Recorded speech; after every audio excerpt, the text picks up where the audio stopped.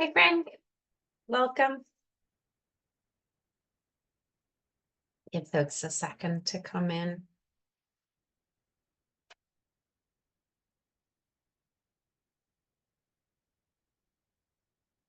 Frank, while we're waiting, yeah, all right, here we go. We got some more folks. Welcome. Hey Amanda, hi Siam, hi Itega, and if it's Itega, not Itega, let me know.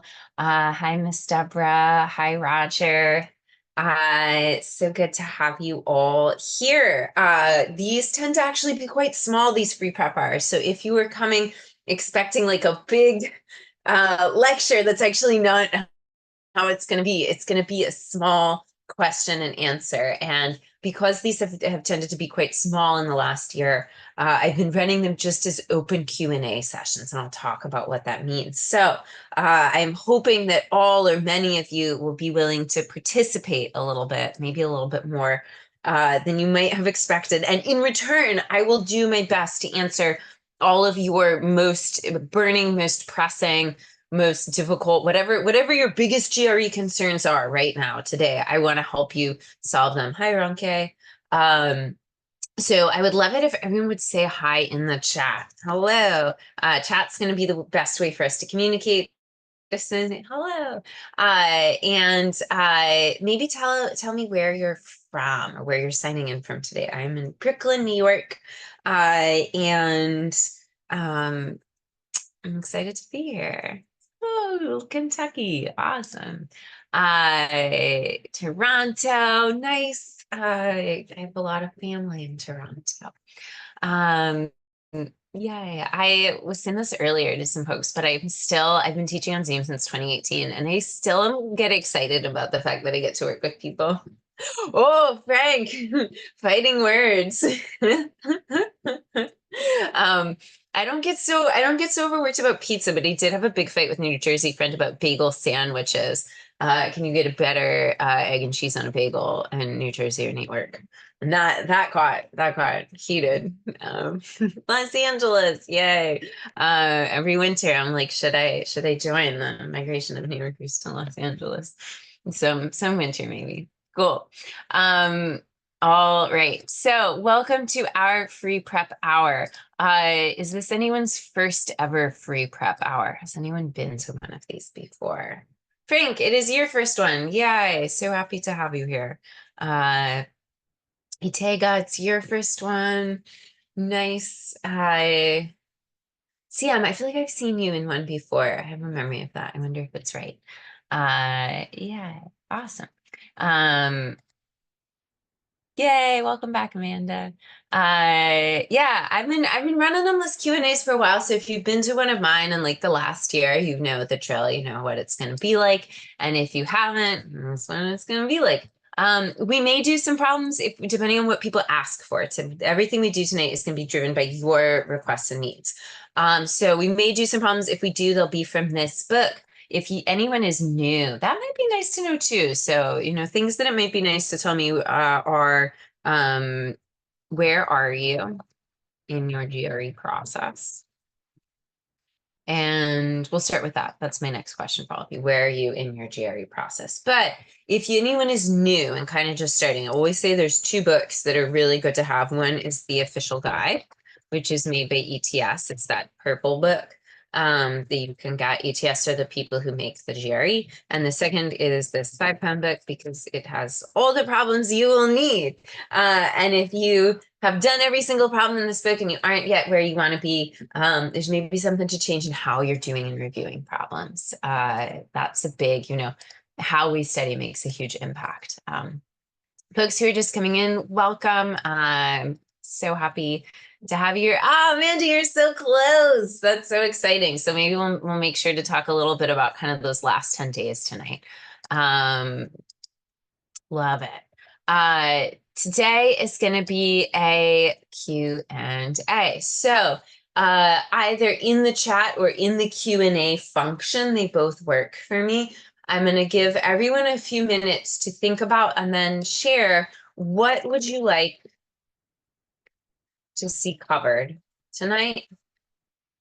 What question or questions do you want to ask? There's only, I think, 9 of us so far. So my goal is always to collect everyone's questions at the start and then try to improvise a lesson that is um, structured in response. And we're going to do most of our communication in the chat just because these do get recorded and posted to YouTube. So I try to keep other people off the mic and off the camera for posting to YouTube legal reasons as well. Awesome. So think a little bit. Cool. All right. I'm just going to take some notes. So we've got, yeah, last few days. Awesome. I love it. And we've got a couple of folks kind of at the end. So we're going to talk a little bit about what to do in the last few days, and maybe sort of more broadly, like I want to chart out a plan for the last 2 weeks. I love it. Sam, number properties. If you can, and if you want to, maybe give me a little more detail on what specifically within number properties is bugging you. Cool.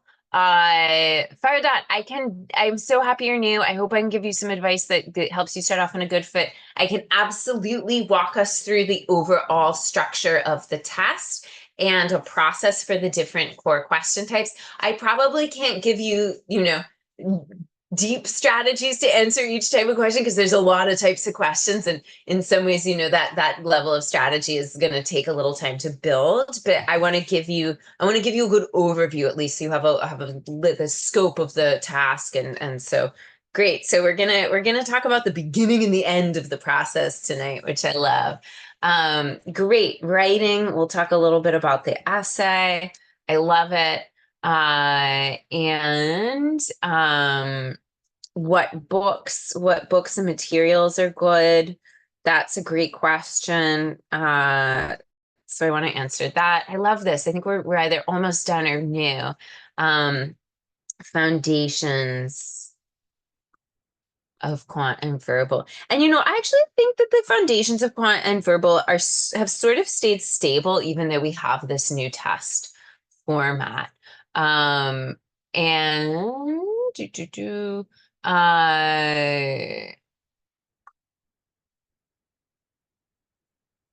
yeah, Frank, there's some really hard questions in GRE Interact. I'm assuming you're talking about the Manhattan Prep tests. But if you're talking about a different practice test, let me know. Advanced number properties. Cool. I like it.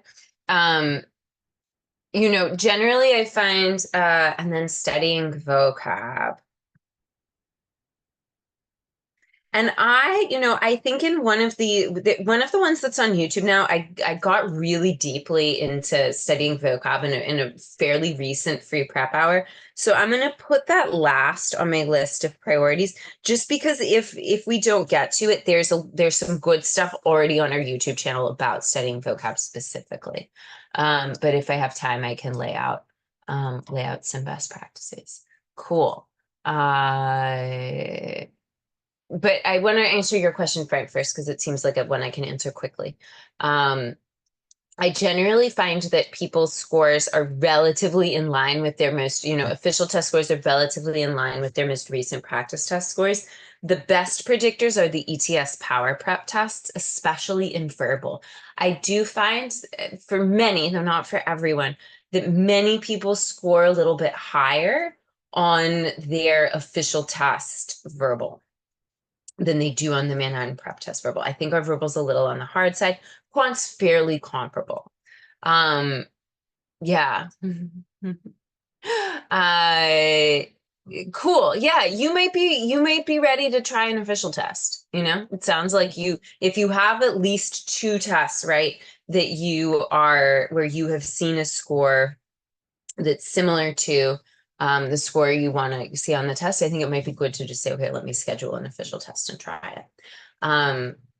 I do think the shorter test scores fluctuate a little more because, each question has more weight. There's less like margin than there was with the old one. but yeah, my sense is from what you shared that it would be good. It would be good maybe to think about taking the test soon. Cool. So here's going to be our agenda. I'm going to start with the like intro and overview, because I think it's also a helpful reminder, like coming back to the beginning, I think will also be helpful for the people who are at the end to just return yourself to the overall task. And then in the course of that, I'm going to talk about the essay.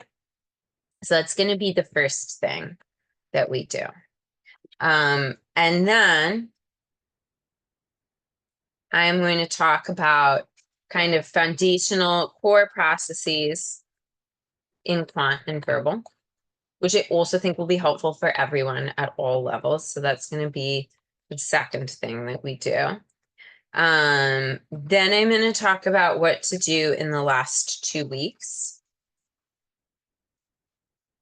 Then I'm going to look at some advanced number properties tips. And then I'm going to talk about study materials. And then if time, I'm going to talk about vocab.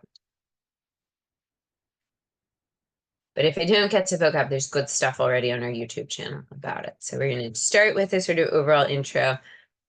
We're going to talk about core processes for quant and verbal. We're going to talk about what to do in the last 2 weeks. We're going to probably do a couple number properties questions. And then we are going to talk a little bit about good books and materials. Great. All right. If you've just come in, today is going to be structured around today's session is going to be structured around your questions and concerns. Please feel free to throw another question or two into the chat as they come to you. Ask questions as we go, and that it'll be good. All right. So just give me a second to pull up the slides that I want, and then we will begin.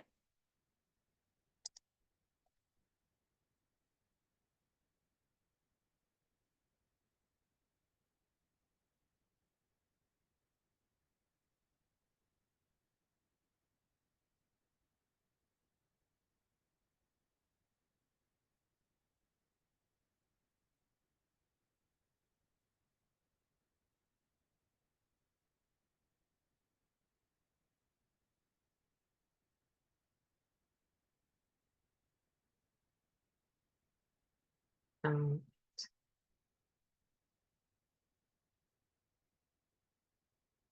cool. So, what is our task? We have 3 components. We're going to start with the essay. So I'll start by talking a little bit about the essay. There is just one now. There used to be 2, but now there's just one, which is really nice. It's the one that used to be called the issue essay.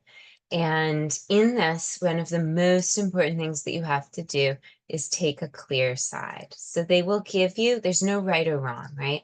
They'll give you a really big, broad question, like, governments should support wilderness conservation over the arts. A big, broad statement. Sorry, not question. And there's never a right answer, and you just have to pick a side and argue for it. You are gonna want to produce kind of a standard 4-paragraph essay. I think 4 paragraphs is fine. If you're a fast writer, you could maybe go for 5, right? But 4-paragraph essay where you have an intro, 2 body paragraphs, and a conclusion.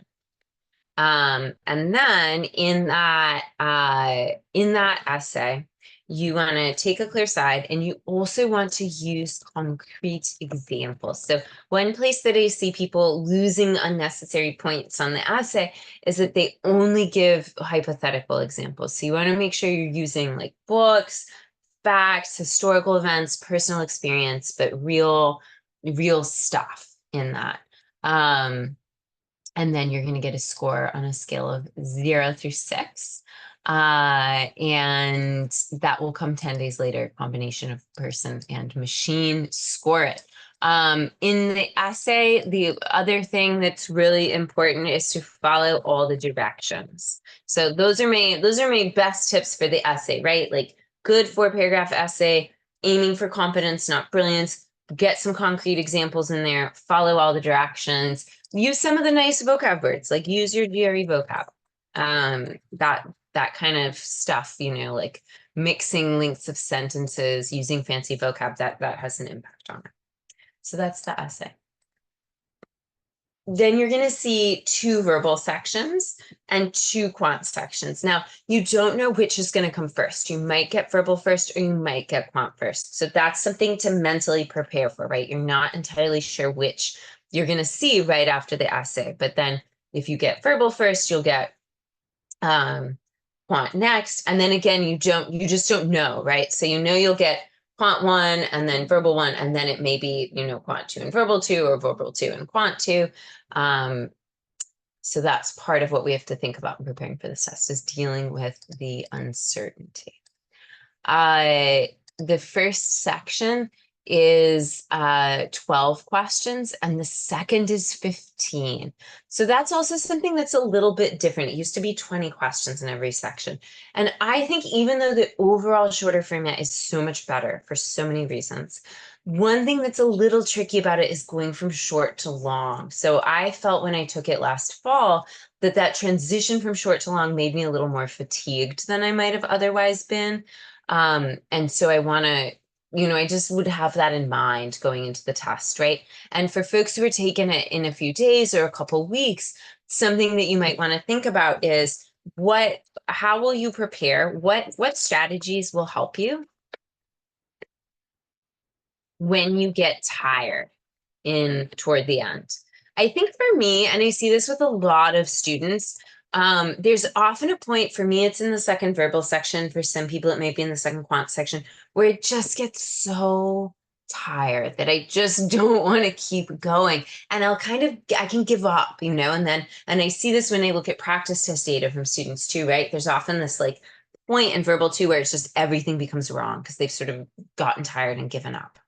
And in that moment, I think, for folks who are taking the test real soon, think about what are you going to say to yourself when you get to that point, if you get to that point where you're really tired and kind of hit a wall. And for me, it's always, I don't want to take this again.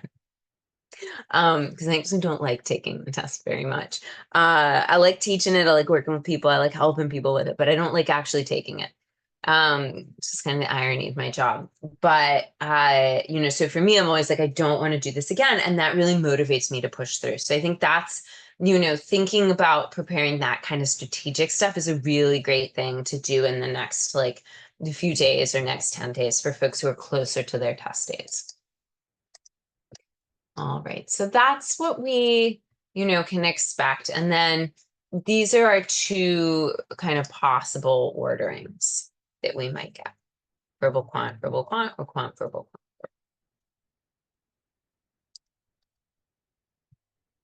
The other thing that's really important to know, though I would not necessarily think a lot about this in the test itself, is that everyone will get the same first quant and same first verbal, but then after you do that section, the difficulty of the second section will adapt to you, will adjust. So if you do really well in the first section, your reward, right, for doing well in the first section is you get more hard problems.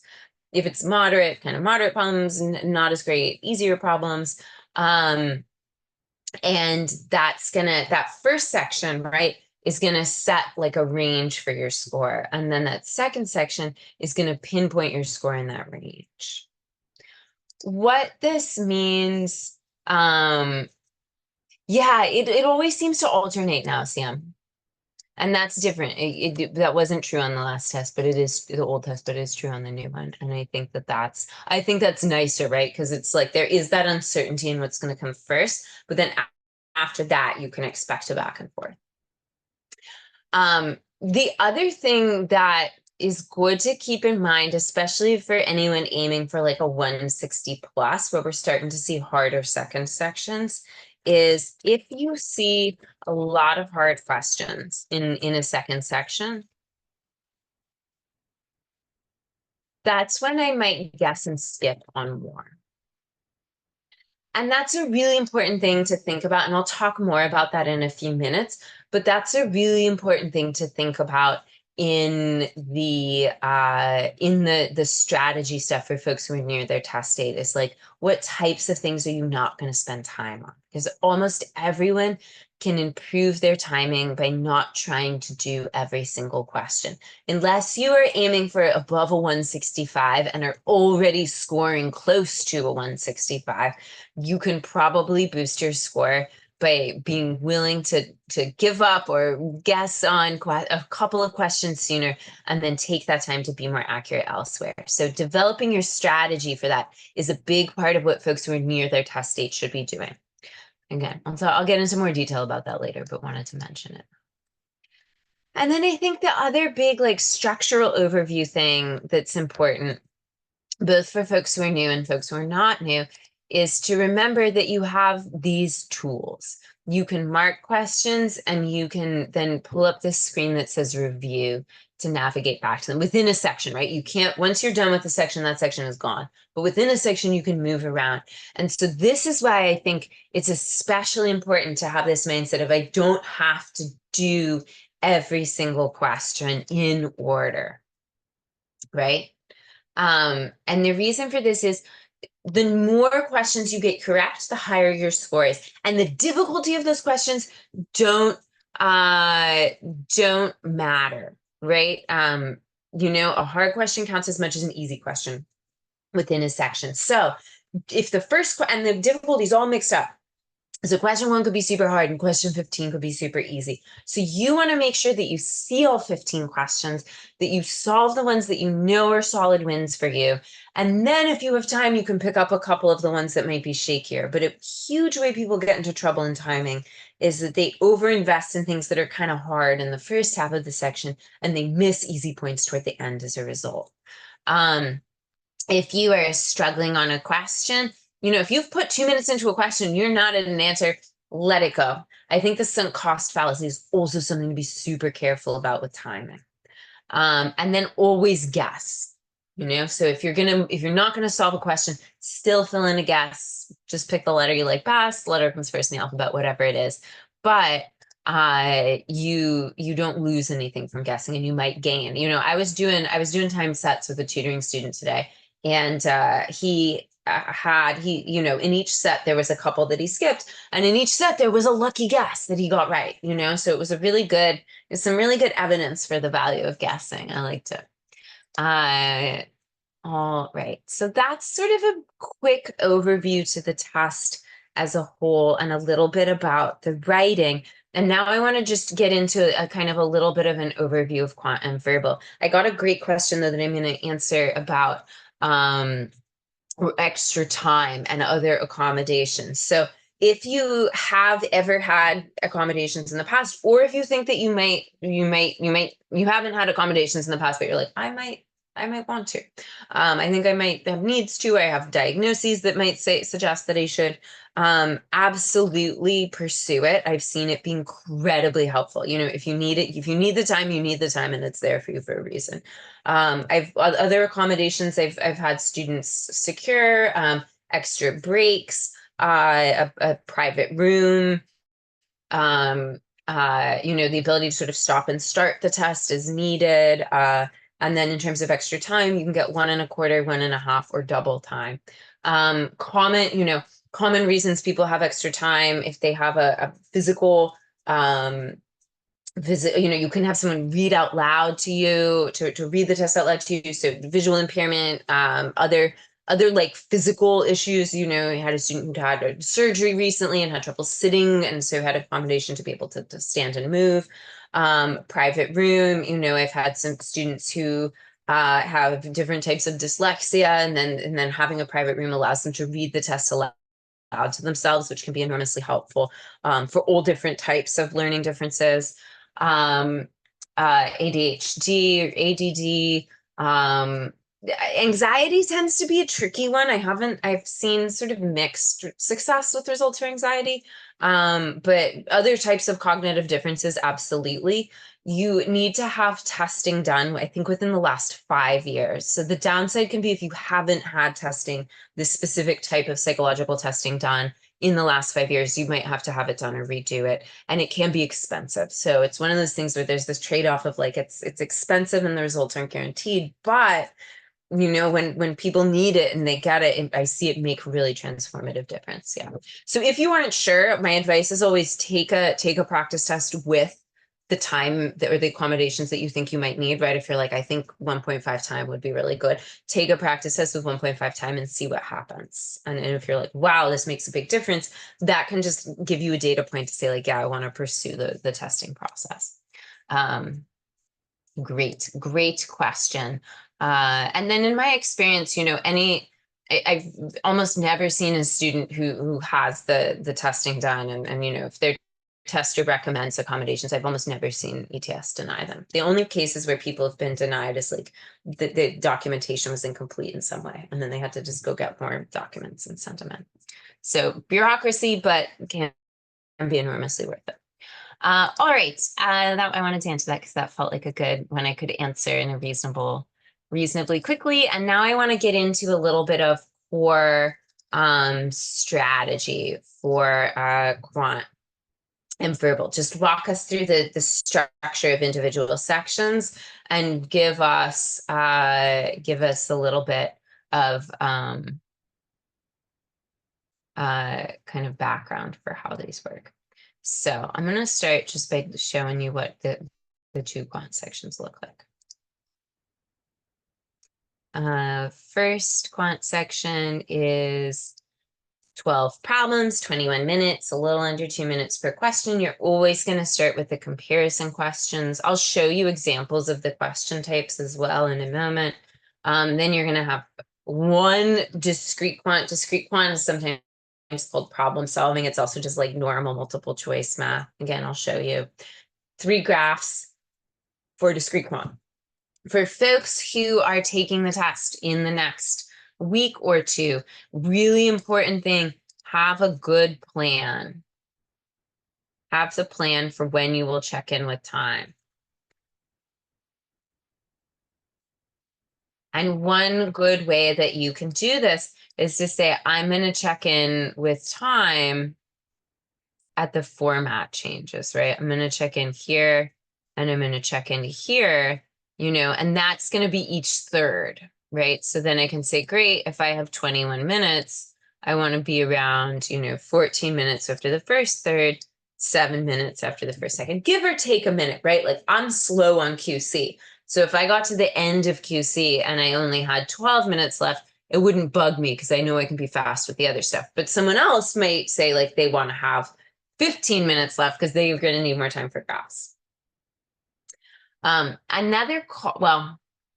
I'm not going to suggest that actually. Sometimes people save the graphs for last, and I was like, think about that if you're taking the test soon. But if you haven't practiced a strategy on a practice test, don't try to implement a new strategy for the first time on the official test. So have some benchmarks for when to check in with time. Same thing in the second quant section, although I think it's slightly trickier because we have just a big block of discrete quant. So I would also check in every third-ish, but then you're going to need to kind of just check in the middle of that. So you're going to need, this is where this block here is where I would be careful. Because I think with that long string without transitions, it's easy to get lost. So, we have 26 minutes. I want to have maybe like 18, I want to take about 8 minutes, maybe like 18 minutes left here, maybe around like 10 minutes, 9 minutes left here-ish. And then the important thing is, if you fall behind, don't start doing everything faster. Instead, skip the next problem that doesn't look like a good fit for you. And use that to get back on time. I think a big pitfall is to sort of have one thing go wrong, right? We get a little behind, and then to compound that by rushing and more things go wrong and it spirals. So to prevent a spiral, you gotta just kind of take a deep breath and say, all right, I'm behind, that's okay. For example, let's say I got to this point, to the question 12, and I saw that I only had 6 minutes left. Now, it takes me on average 2 minutes to do a problem. If it's easy and I'm lucky, I can do them faster. But when I get to this point and I have 4 questions left, but only 6 minutes, I say to myself, I can get 3 of these 4. So I'm going to really try to execute well on 3 of these. And one of them, I'm going to let myself off the hook on. So if I see one that looks at all hard, not a good fit, I'm going to say, no, thank you. I'm going to move on. So that's one thing that I think is important. You know, these type of timing strategy stuff, right? Like if you're new, I'm telling you now, and then you'll forget it. You can go back to this in a few weeks or months whenever you're ready. But if for folks who are close, like this kind of stuff is the main stuff to be thinking about and working on in the next days or week. All right. And then here, I'm going to take us back to our core problem types. Here is quantitative comparison. If you are new, this is a great format to focus on first because they are unique to the GRE, and so they tend to take people a little more time to get comfortable with. In these, our job is always to say, how do these two quantities compare? If I pick answers A, B, or C, the answers are always the same. If I pick A, B, or C, I am certain that it is always true. That is always the relationship. But if I pick D, what I am certain of is that sometimes it is one way, sometimes another. And this is my process. I'm going to very quickly outline like a process for each of these question types. And then you can probably find some free prep hours on each of these that will dig more specifically into these processes and strategies. But I want to give an overview. So first, I'm going to unpack the upfront information. I'm going to get it on, process it onto my paper. This is geometry, so I might draw or redraw it. I'm going to simplify it if I can. And then sometimes I'm done after step 1. So I think of these as I go top down. Step 2, I'm going to do the same thing with the quantities, right? I'm going to process onto paper, simplify. And again, sometimes that's all I need to do, steps 1 and 2, and then I'm done. If I'm gonna keep going, I'm then gonna test numbers, and my goal is to try to prove D. I'm trying to find 2 cases, one that's like sometimes one way, sometimes another way. Again, that's a really quick overview of something that has some nuance to it. I would, if you're new, maybe go to our YouTube channel, find like a quantitative comparison specific free prep hour, and you'll get kind of a deeper layer of this. Discrete quant or problem solving, 2/3 of them are going to be like this. You'll see 5 choices. You pick one. They are all different types of questions. So for these, the process is a little bit different. I first need to identify what the question wants. Then I need to process the information onto my paper. Then I need to choose an approach. And then I need to solve. So big way that people get in trouble is that they rush into solving. They want to immediately get to algebra or arithmetic, which makes sense for being times. So we're like, oh, I got to get into the math part of the math. But you don't. You don't have to get right into the math part of the math. What you can do instead is take a little time to process, notice, think. This can also be a good thing for folks to practice who are closer to their test date too, right? Because by giving yourself a little more space at the start, you're way more likely to choose an efficient strategy and to have success in executing. Or if you can't do step 1, right? You're like not sure or don't like, then you know how to skip. So giving yourself, 10 to 30 seconds to just process what's happening in the problem and to think about it will actually help a ton with overall efficiency and accuracy. Whereas rushing into the calculation can cause a lot more problems in timing. I also taught a workshop on timing today, so I feel like I'm very timing focused, which I think hopefully will especially be good for folks near their testing. Also probably good for folks who are newer. Some of these will be different formats, choose all that apply or fill in the blank, same process still applies. And then we will also have a set in the first quant section where we get a graph or a pair of graphs and we have 3 questions on them. They look like this. The process is very similar, but always read the graph first. Take your time. It's like reading Quant, right? Like you read the passage, read the graph, get clear on it, because if you misinterpret the graph, you could could be 3 questions instead of 1, right? And then with these, I often found that there's 2 that feel more doable to me and 1 that feels harder. So I often aim for 2 out of 3. And if you know you don't love these graph questions, that could be a good strategy for you as well. All right.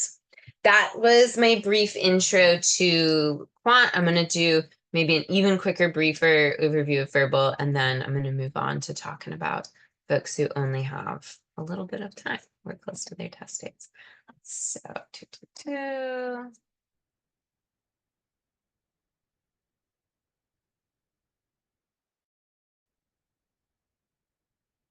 all right. Same type of structure, same type of benchmark idea. I'm not going to get into super detail with it, but I'll give you an overview, right? We start with the 1 type of vocab question. We get a little reading. We get the other type of vocab question. We get a little reading. Same kind of benchmarking can apply here. Second section, same thing, just slightly different proportions, a little more text completion, a little less sentence equivalence, a lot more reading comp toward the end.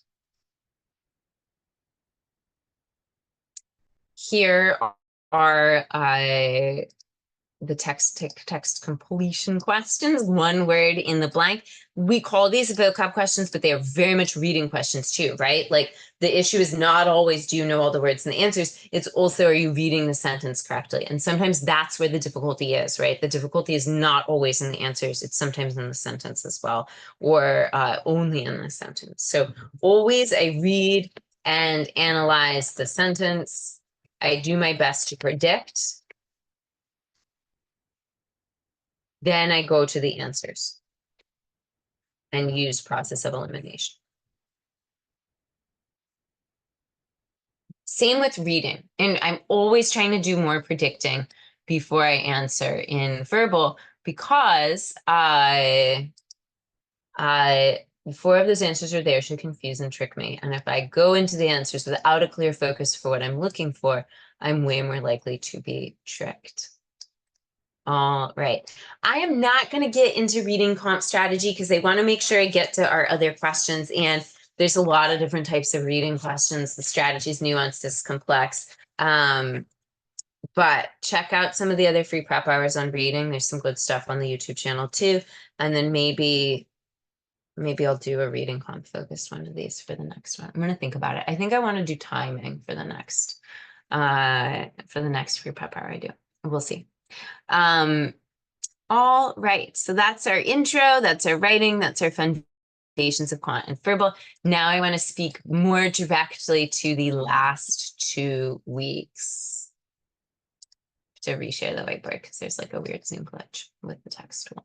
What are you going to do in the last 2 weeks? So 2 weeks before the test. This is your, take a practice test. That's a good thing to do. And then this is your cutoff for learning new material and building new skills. So going into these last 2 weeks, the approach is, how can I improve performance? And you can still have a big impact on your score, right? Like when I say it's a cutoff for learning new things, doesn't mean it's the cutoff for being able to get a higher score rate. But how can I improve my performance with the knowledge and skills and with the vocab that I currently have? So I would focus a lot on short time set practice. And in this, I am looking specifically for problems that I can do, but am not executing well under time pressure. And so what I often focus on, I think about small errors, what habits help to avoid them.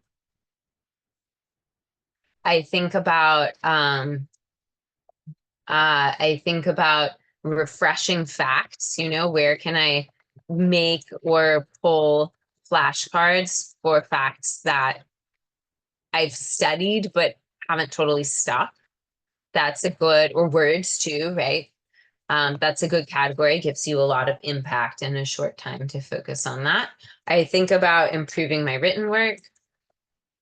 because that will help me feel calmer, more confident. That will also help me with the small errors. And then I think about where can I gain time by giving up sooner on problems that aren't a good fit. And here I would do this. I would make a physical list, right? And I would divide problems into I would make a list of types of problems that I should never do, types of problems that I should do if feeling good. Talk about what I mean by that. And things that are going to be, confidence builders, reliable.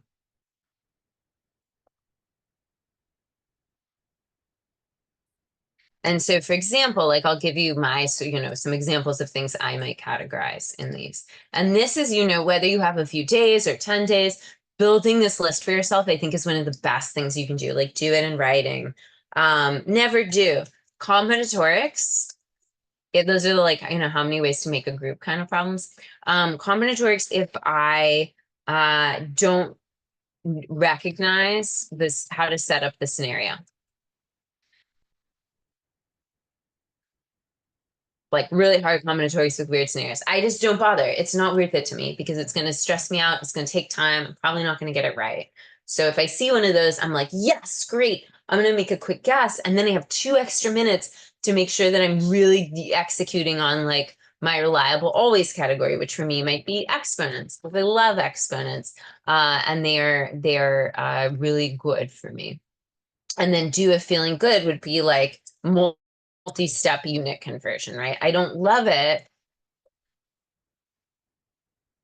but I can do it. And so for me, if feeling good, it's like I have time, I am calm, and I have energy, right? So some problems, right? If I was doing this today, I did a live time set for a bunch of people, and it was very nerve-wracking for me. I hadn't done such a thing for such a group before. And the first question I got in that time set was a unit conversion question. And I looked at it and I said, I am too nervous to do this because I know that I make small errors in unit conversion and I make small errors when I'm nervous. I'm too nervous to do this. I'm going to go to the second question, which was an exponents question. I'm going to do that because I feel confident. I'm going to settle myself and then I can go back and do the unit conversion. If the first problem had been hard combinatorics, I would have just said, no, I'm not even going to bother. Not going to bother going back, just done. So to prepare this, I think, 1, do short time sets. And then 2, go through your notes, as you study, reflect, if you have a few days, if you have 10 days, and make this list for yourself. And I think that's really, really, really, really helpful to do, along with continuing to do your flashcard work in the last few days. And then in the last like couple days, like few days before the test, prioritize rest and light and gentle. Plan out your test day routine. I always tell people do a little warm up, like with some warm up problems before you take your official test, things like that. Get your materials. And then the other thing you want to make sure you have is if you're taking the test at home, make sure you have a strategy for your erasable surface. I'll tell you what I mean by that.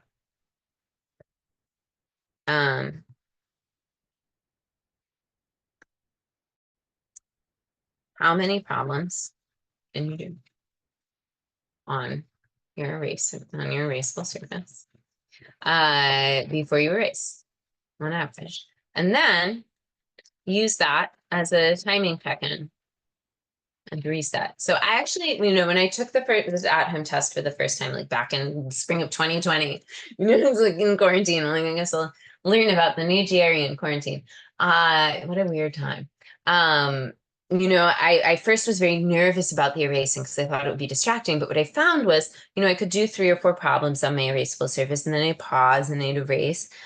And I'd sort of take a breath and I'd reset and I'd look at the clock. And it was actually really good for pacing and for resetting, right? So the other thing that's really good to do in the few days before the test is like write out a list of like fears, Like there will be loud noises, the power will go down, there will be sort of annoying people at the test center. You will fall behind in time. You will be tired, you will be stressed, all the different things that are sort of worried that might impact you, and then have a little plan for each one. Like, okay, there's a good chance I'm going to be stressed, right? So when I feel stressed in the moment, I'm going to remind myself to take a deep breath, or I'm going to remind myself to close my eyes, or, when I feel tired, I'm going to remind myself, I don't want to do this again. I'm going to push through. Or if people are loud, I'm going to say this mantra, whatever it is, but think about little habits that will help you in the moment, because some non-ideal circumstances are likely to occur. Hopefully not too many, not too bad.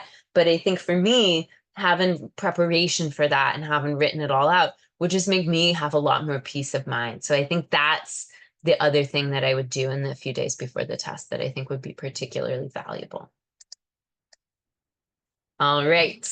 So I want to speak quickly to books and materials. And then I'm gonna Sam, I want to get you at least one kind of wacky I want to get you at least a couple number properties tips and maybe one wacky number properties problem to round us out. So materials. If you are new, I really like, but I'm biased because I worked on making it, and if you like me, there's a lot of me in it, and if you don't like me, there's a lot of me in it. But the MPrep GRE Interact, it's this is good for like learn all the content, learn all the strategies, right? So a bunch of interactive video lessons. They change depending on how you answer questions.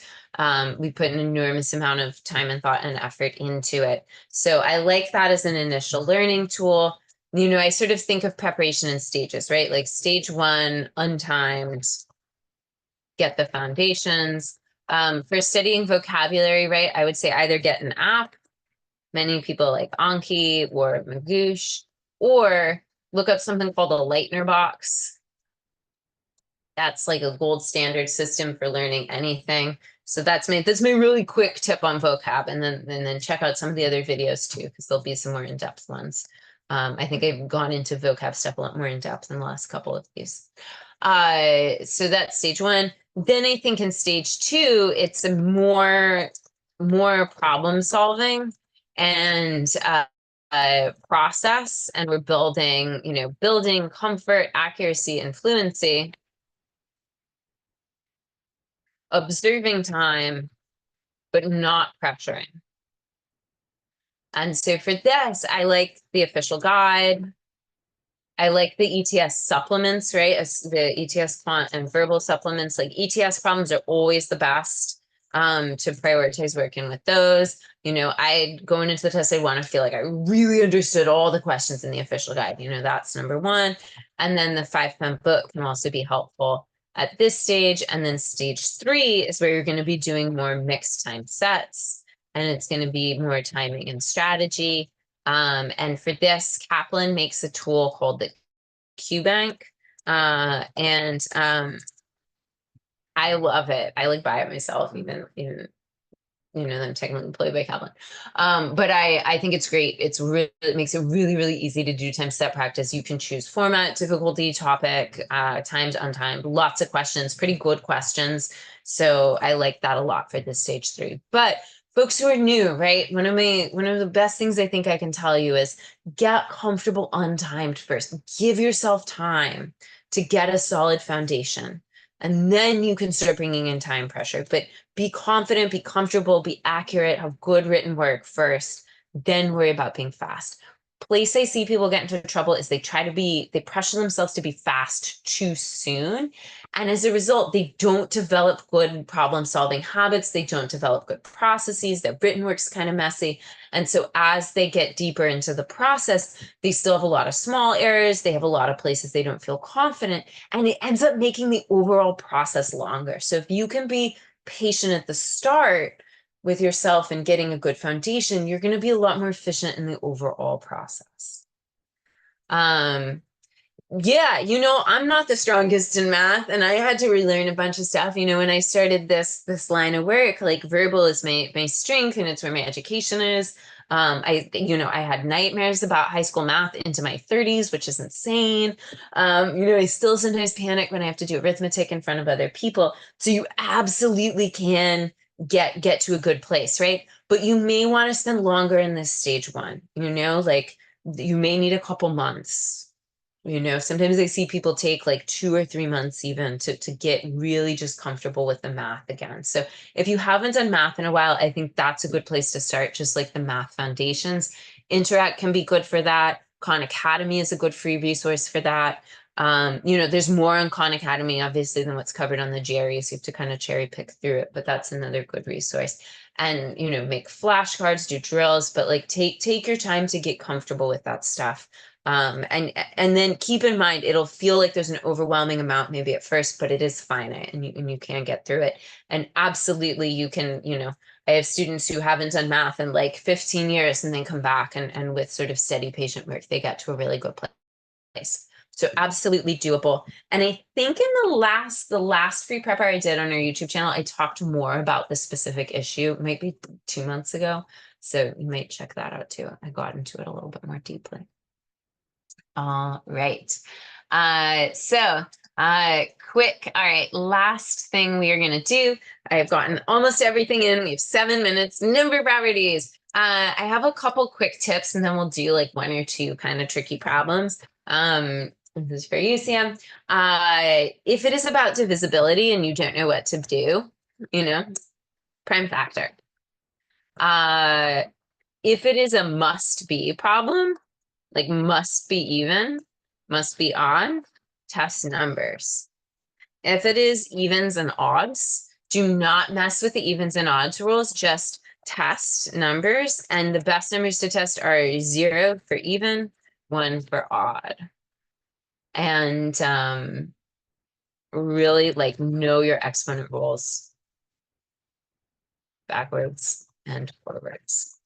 So those are my main quick little tips for number properties. And now let me find a good tricky problem for us to close out on. And so if you're new, don't sweat this problem too much. I got a request for advanced stuff. So we want to do at least one advanced question. And if you're new, you can kind of just soak it in. Don't worry about it. Just see what it looks like. All right, let's do.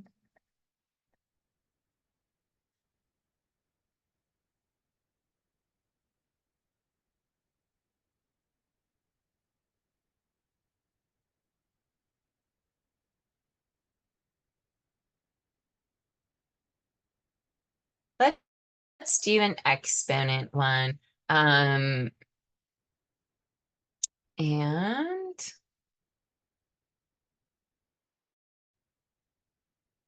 let's do one with funky notation. Let's do number 20. All right, so I'm gonna give us maybe 2 minutes to try number 20, or if you're new and you haven't done math in a while, you can just kind of like take a breath. Let's try number 20. If you get an answer, chat me, and then we'll talk about it, and that will be our night.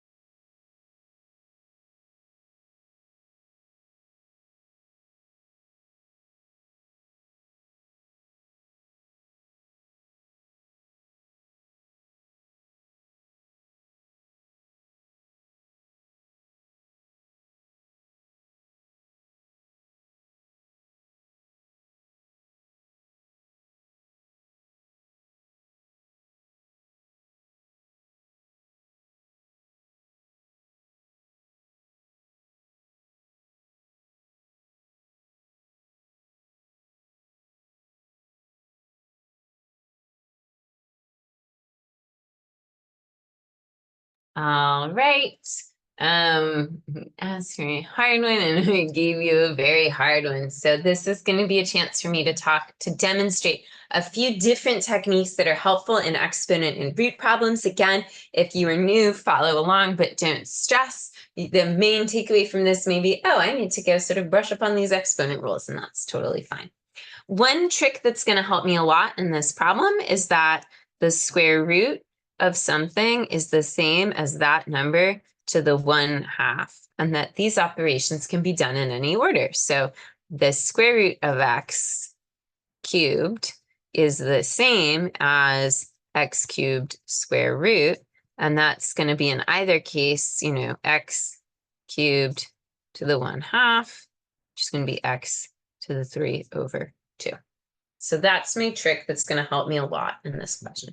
And so the first thing, I always want to get rid of the thing that bothers me most first in a problem, whether it's exponents or stats or whatever the topic, geometry, I get rid of the thing that is like always like the ugliest thing, right? The thing that's, I don't like to look at. And for me, that's the square root little bar.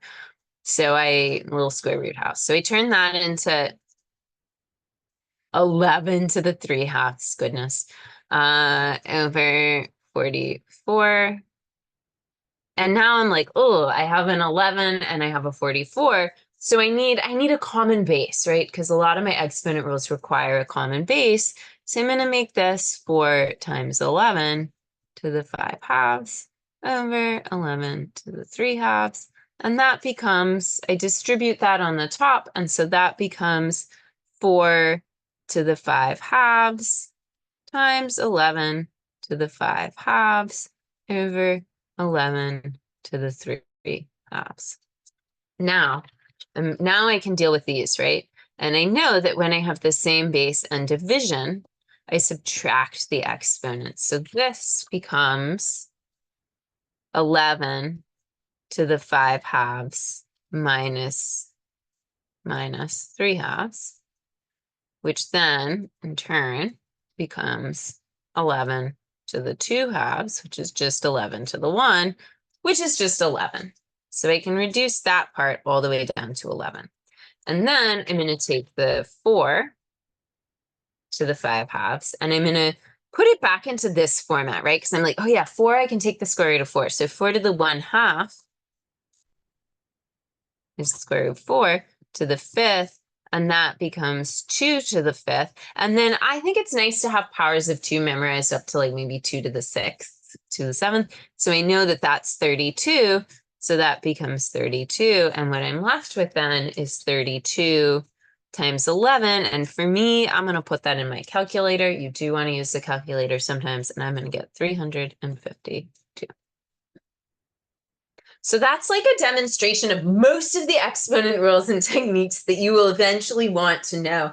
You certainly don't need to know them all today. And so maybe a takeaway is, maybe there's a little takeaway in one of these tricks, or maybe it's just, oh, I want to go spend some time with exponent rules. And that's a great place to be, especially if you are newer. Awesome. I think I did everybody's questions. I kept us 2 minutes over, but I got there. I got through all the questions.